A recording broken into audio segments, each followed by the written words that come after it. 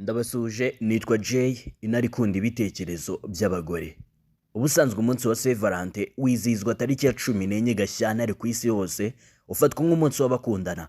Ni umunsi uhurirana n'umunsi Kiliziya Gatolika izirikana ku buzima bwa Mutagatifu Valentin. Umunsi wa Saint Valentin abantu bawufata mu buryo butandukanye, ndetse hari na byinshi bitandukanye bigenda biwuvugwaho, byaba iby'ukuri n'ibitari ukuri. Muri iyi nkuru turagaruka kuri bimwe mu byagiye biranga uwo munsi kuva igihe watangiriye, bimwe mu bisobanuro by'ukorwaho ndetse n'uko wizihizwa mu mpande zitandukanye z'isi.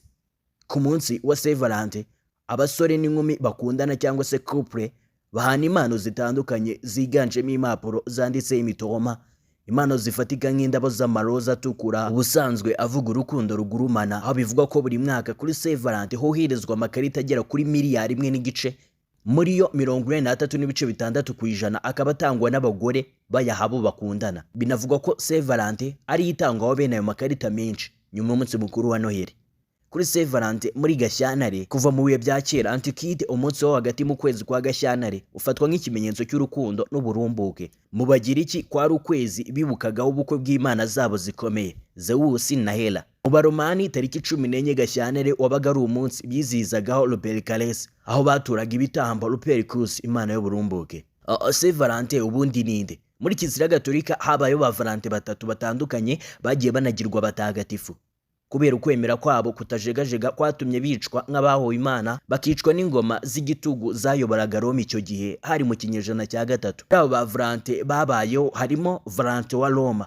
Uyu yari padiri, yicwa mu kinyejana cya 3 azira ukwemera kwe, ashyingurwa i Roma hafi y'inzira yitwa Via Flavimilia. Valentin wa kabiri ni Valentin wa Cerny. We yari bishop, nawe akaba yarishwe ashyingurwa i Roma hafi y'inzira yitwa Via Flaminia. Ku mwanya wa gatatu ni Valentin w'Umumaliti wo mu majyaruguru ya Afurika. Uyu nawe yarishwe ariko amateka ye ntazwi neza.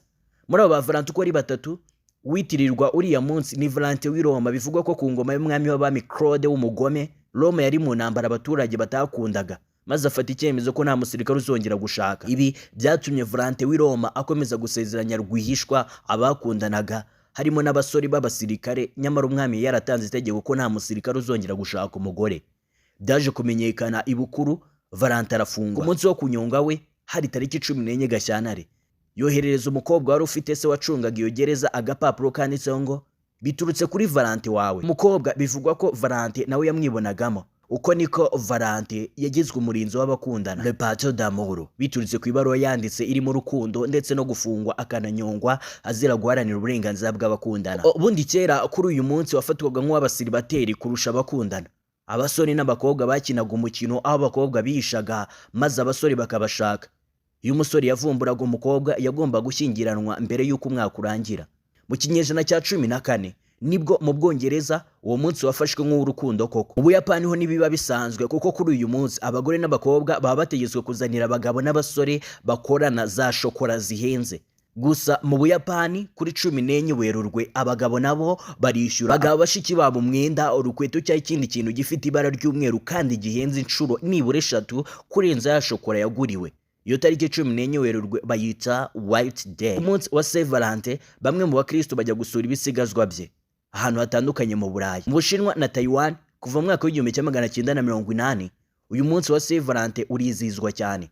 Muri Brazil ho bagira umunsi w'abakundana wihariye uba tariki 12 Kamena, ukaba witwa Dos Namorados. Muri Colombia ho uba ku wa 6 wa 3 Ukwakenda, ukaba witwa Dia de Amor y Amistad, umunsi w'urukundo n'ubucuti. Mu Rwanda naho kuva mu mwaka w'1998 uyu munsi witaweho cyane kandi ugenda utera imbere umwaka ku mwaka, ndetse kuri ubu abakundana batarashakana, aba bana kabone niyo baba bakuze, abenshi bagaragaza ko uyu munsi ugize icyo uvuze ku buzima bwabo. Bifurije umunsi mwiza w'abakundana, impagarike nziza n'ubuzima bwiza.